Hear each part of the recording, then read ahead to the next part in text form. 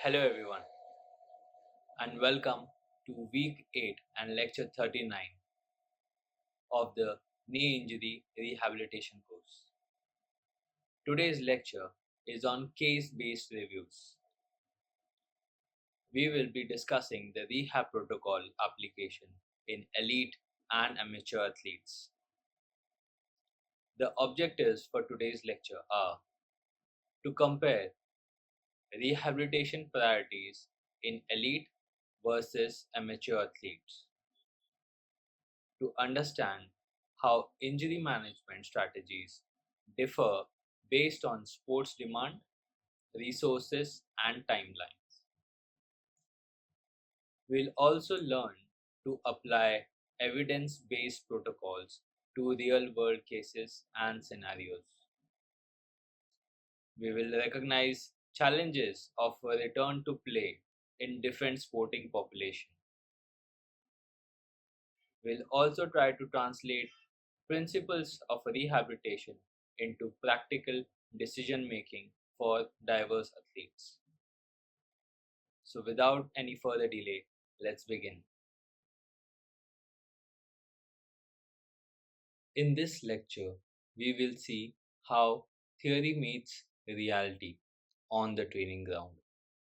The same type of injury looks very different in a weekend runner and in a professional athlete. The context shapes every rehab choice we make. Elite athletes focus solely on performance and push the timelines to meet the criteria for return to sport, while amateur athletes and active recreational athletes or individuals balance sport with daily life. Case studies expose these differences in a rehabilitation protocol more clearly than charts ever can. In this session, we will learn through real stories from both worlds. We will be discussing a total of three cases in different population. Let's begin our first case discussion with an elite footballer who has sustained an ACL tear. The incidence of non-contact pivoting type ACL injury in football is very high.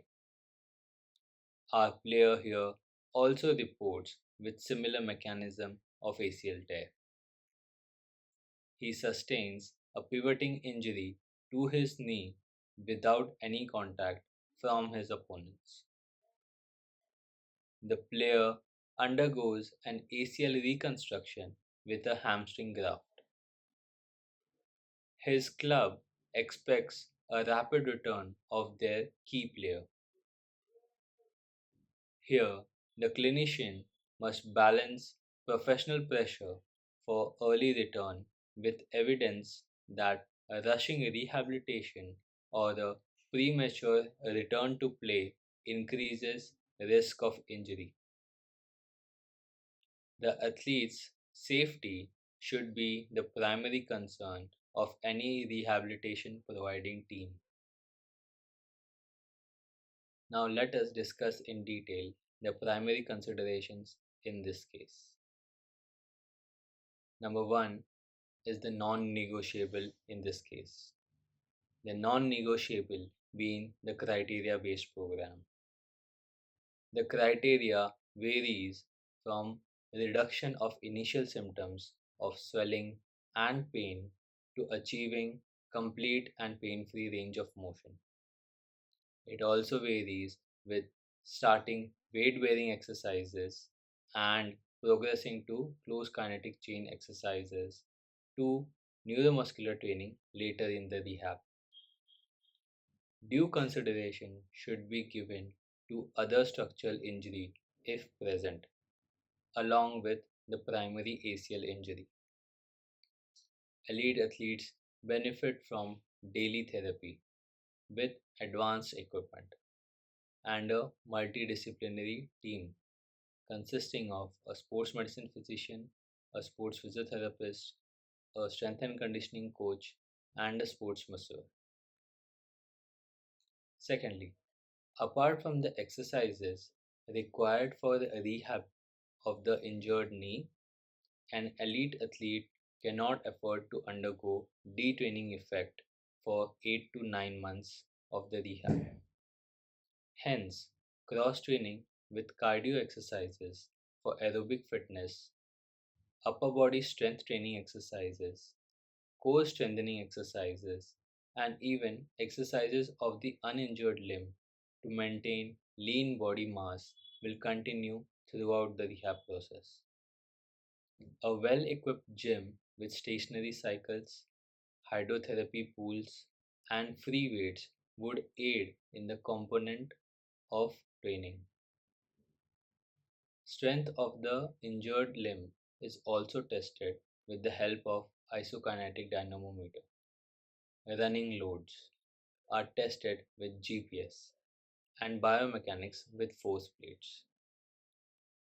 Having these equipment is essential in the rehabilitation of a elite professional athlete. Thirdly, even though psychological readiness will be tested during rehab, an athlete may still have other psychological issues related to the injury. Some of them are: will I lose my place in the team?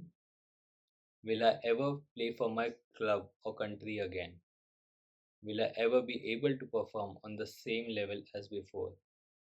Should I retire from sports and consider coaching?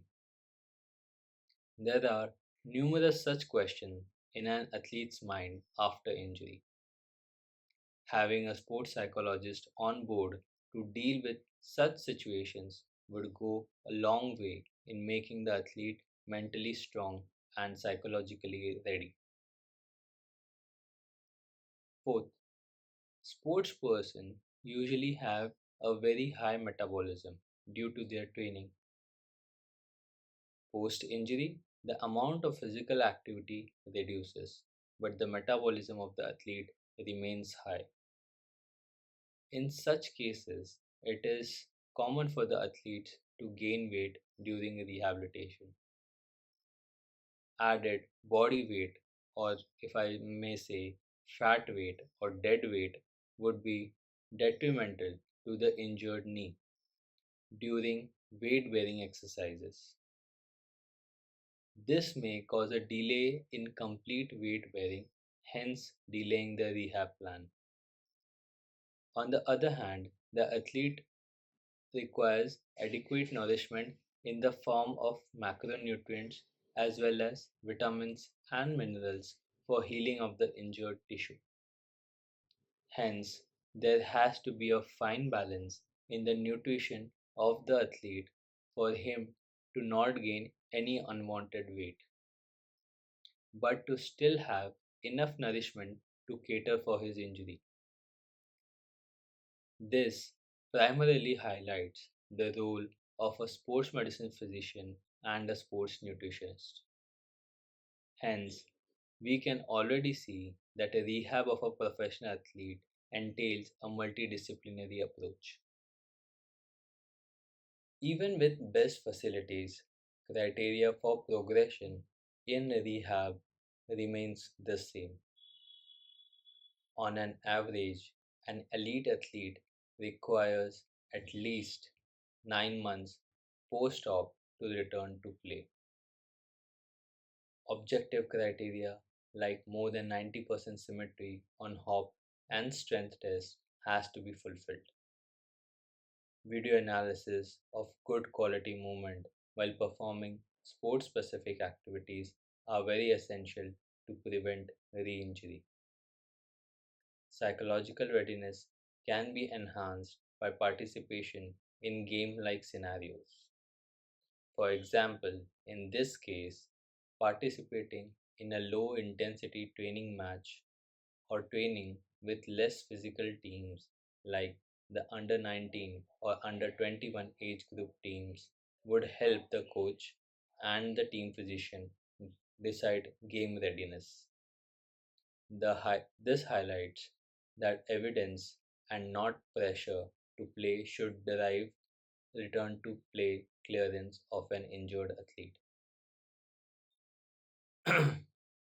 Now, after discussing the elite athlete, let us now discuss meniscus injury of a recreational runner. Our patient is a 40-year-old recreational runner who undergoes a meniscal repair. He has limited physiotherapy access and has different goals as compared to an elite athlete.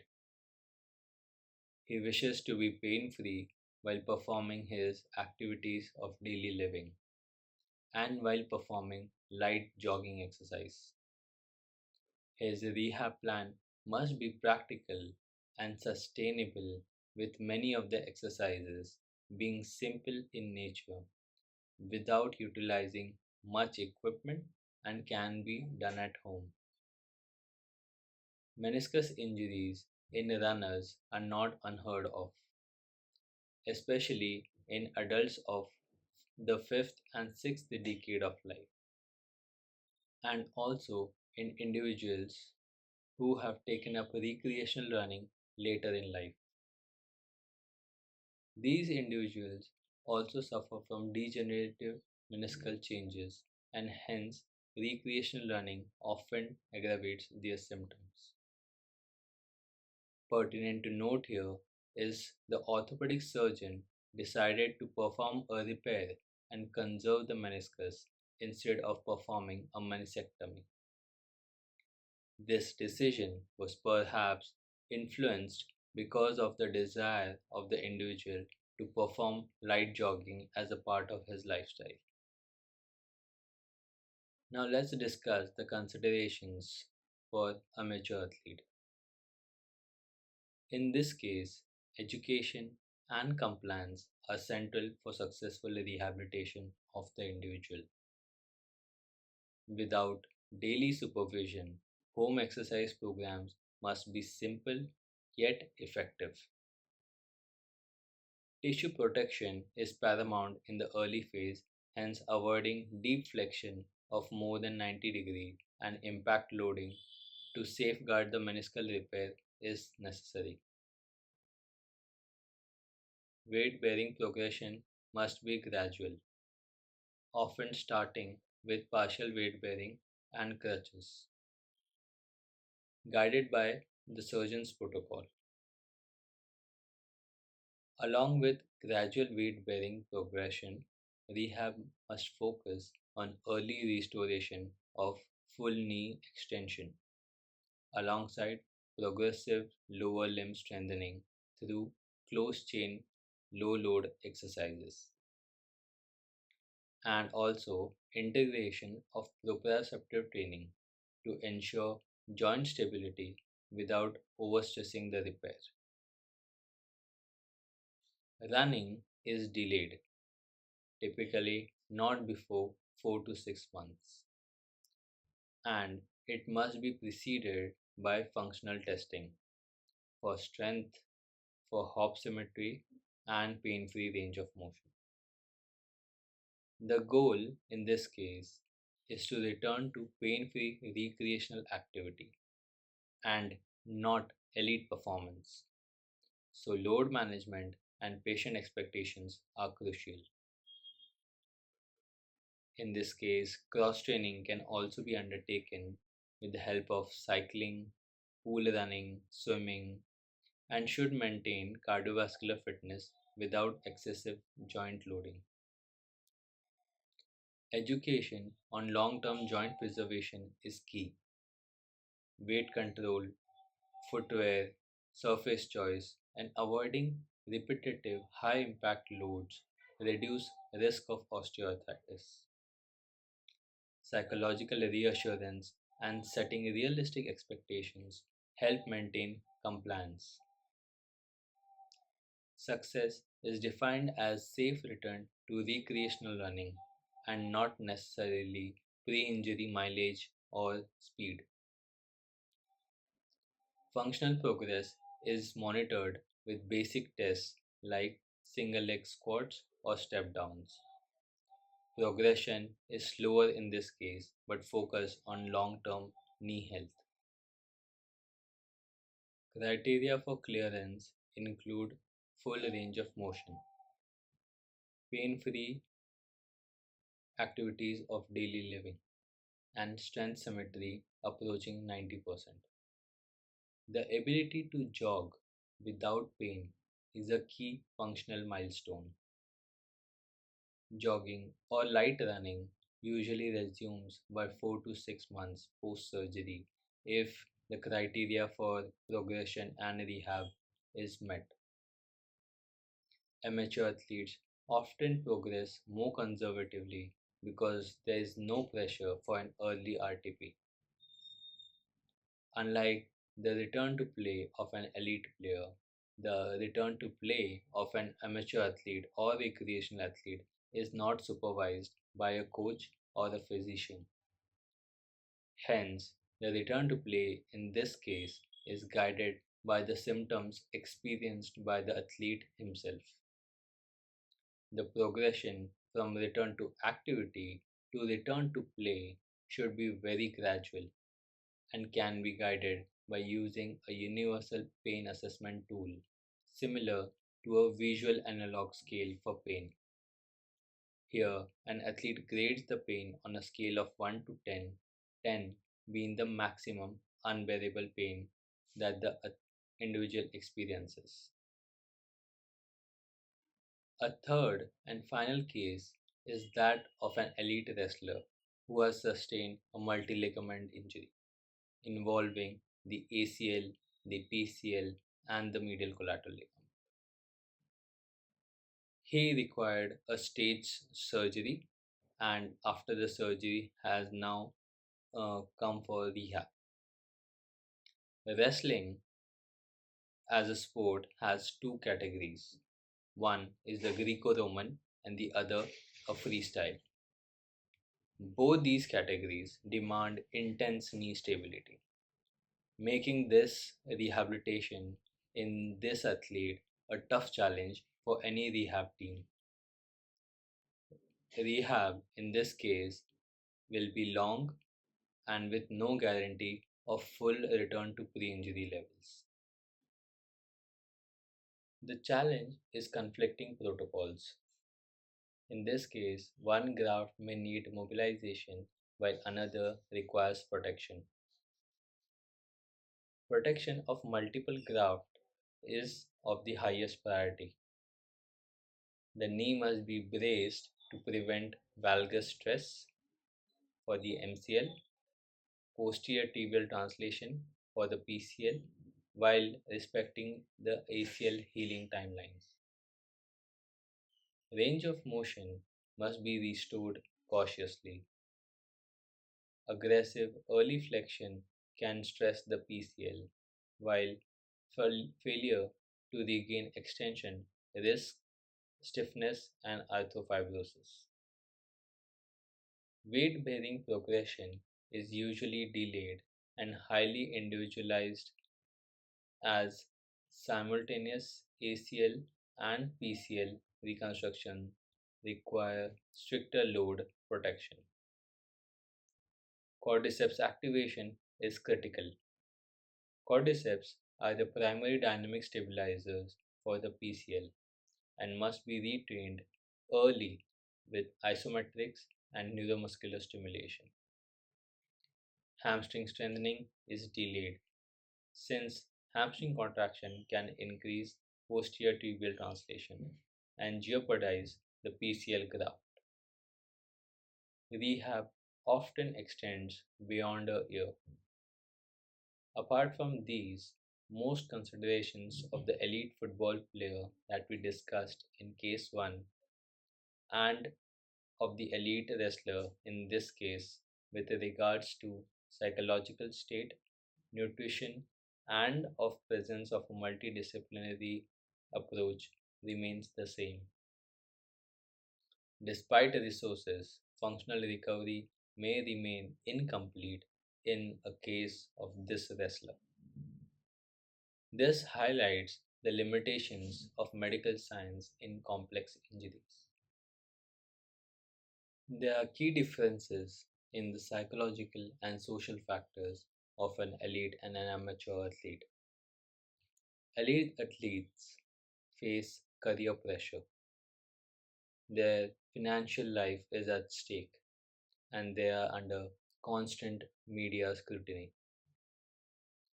Amateur athletes face job demands. They have limited leave from their work and they have family pressures and family to attend to. Both groups share fear of re-injury, and a subsequent injury would require a longer layoff. Psychological support, goal setting, and expectation management are as important as physical rehabilitation in both the groups. The cases discussed today teach us that while principles of criteria based rehab apply universally, the context shapes application of the rehab protocol.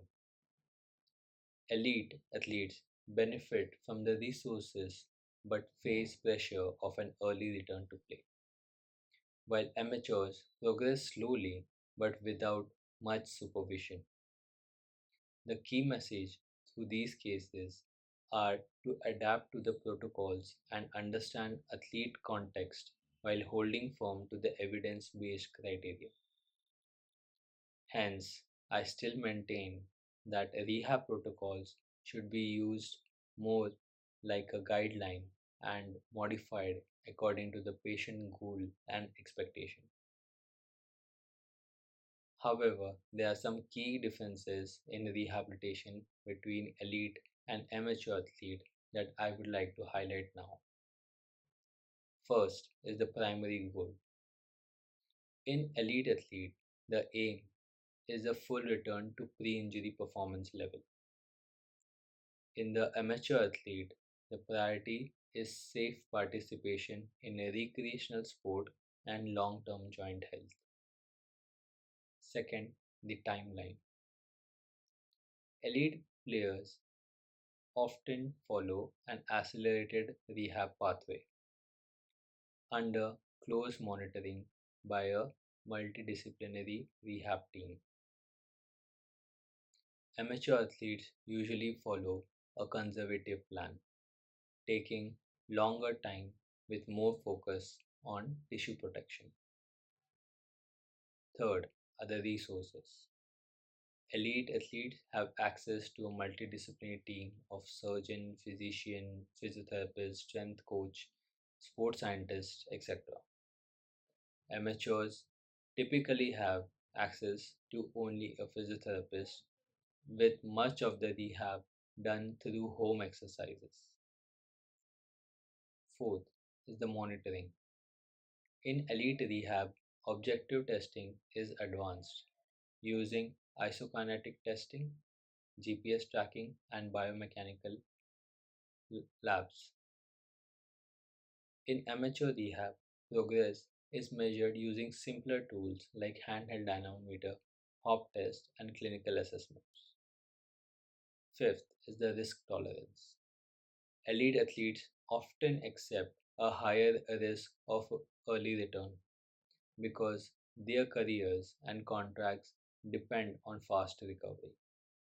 Amateur athletes adopt a lower risk approach, delaying return to play to avoid re injury and reduce the chances of early osteoarthritis. Sixth, the long term focus.